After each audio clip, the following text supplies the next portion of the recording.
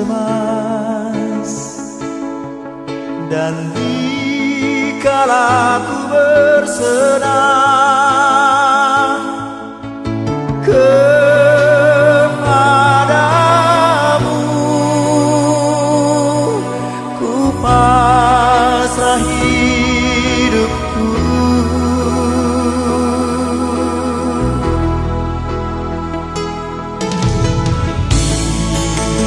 Biar ku bersenandung dalam masa hidupku, agar namamu terpuji kekal. Shalom saudara yang terkasih di dalam nama Yesus Kristus. Firman Tuhan untuk kita pada hari ini dari Kisah Para Rasul 17 ayat 24. Allah yang telah menjadikan bumi dan segala isinya, Ia yang adalah Tuhan atas langit dan bumi, tidak diam dalam kuil-kuil buatan tangan manusia. Rasul Paulus pergi ke Athena, suatu kota istimewa, kota budaya, religius, dan kota terpelajar dan kota pendidikan. Ada begitu banyak patung dewa di sana, sehingga ada orang yang berseloroh bahwa lebih mudah bertemu patung daripada bertemu orang di Athena. Athena juga tempat berkumpul kaum intelek yang hobi mendengar pemahaman-pemahaman baru. Di Athena terdapat banyak pengikut filsafat dan banyak penyembah berhala.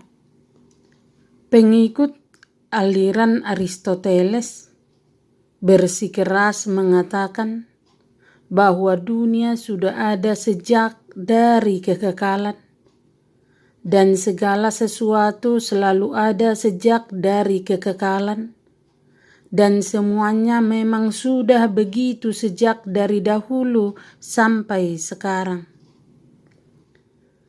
Sedangkan pengikut aliran Epikurus berkata bahwa dunia dijadikan oleh sekumpulan atom yang bertemu secara kebetulan, yang setelah terus-menerus bergerak, pada akhirnya tanpa sengaja membentuk kerangka dunia ini.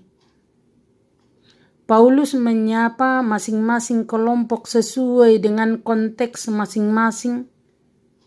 Oleh karena memberitakan sesuatu yang baru, Paulus mendapat kesempatan membagikannya di sidang Areopagus. Di sana kita melihat strategi penginjilan Paulus yang peka konteks dan memanfaatkan pengetahuan iman mereka akan wahyu Tuhan. Dengan iman yang kokoh kepada Tuhan, Paulus mengajarkan orang-orang di Athena. Yang pertama, Paulus tidak mengecam berhala-berhala sesembahan mereka. Sebaliknya, ia memakai salah satu berhala yang tidak bernama untuk memperkenalkan Allah yang disembahnya kepada Allah yang tidak dikenal.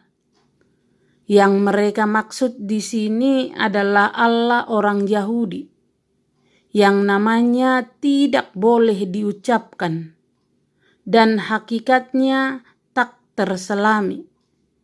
Ada kemungkinan bahwa mereka sudah mendengar dari orang-orang Yahudi, tetapi Allah Israel yang telah membuktikan dirinya mengatasi segala Allah, tetapi merupakan Allah yang menyembunyikan diri.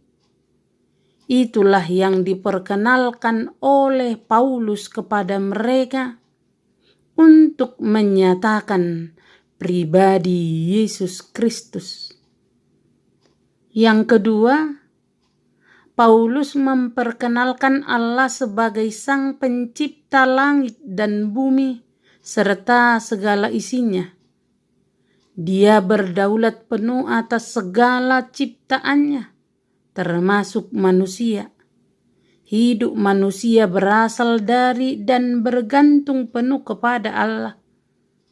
Paulus menjelaskan bahwa Allah itu adalah Allah Khalik segala sesuatu dan Tuhan atas langit dan bumi, sehingga tidak mungkin dia dapat tinggal di dalam bangunan yang dibuat oleh tangan manusia. Dia juga tidak memerlukan apa-apa yang sekiranya dapat diberikan oleh manusia, sebab dirinya sendiri merupakan sumber dari segala kehidupan. Yang ketiga, Paulus memperkenalkan cara beribadah yang benar di hadapan Allah yang Maha Besar.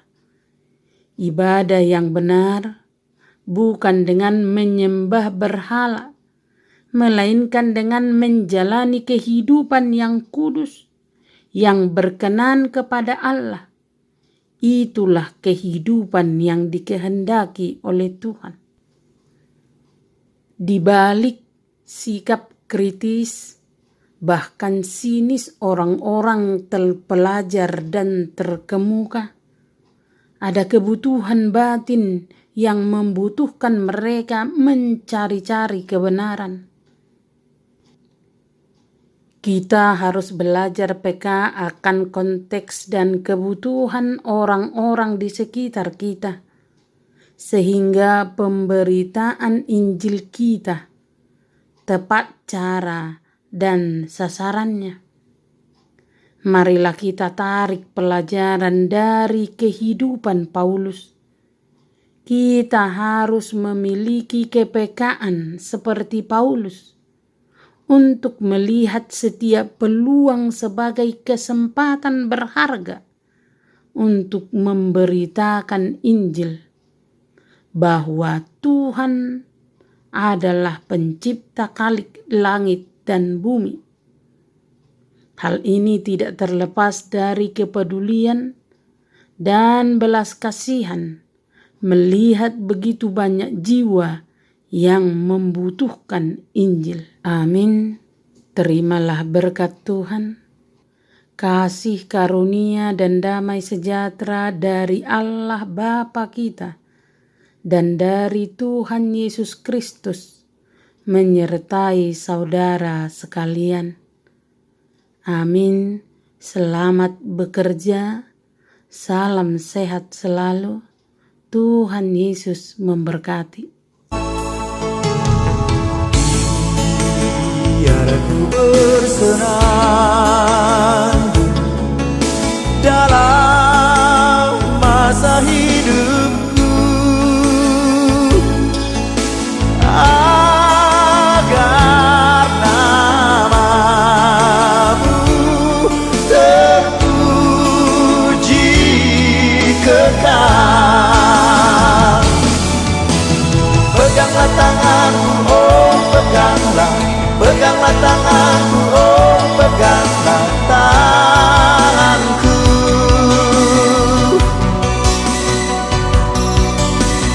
Janganlah ku tersesat di jalan, janganlah ku tersesat di perjalananku.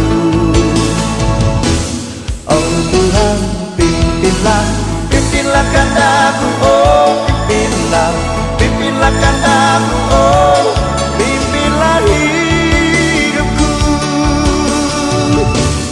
Oh Tuhan, pimpin hamba-Mu, janganlah ku tersesat di perjalananku. Oh Tuhan, pimpin hamba-Mu, janganlah ku tersesat di perjalanan.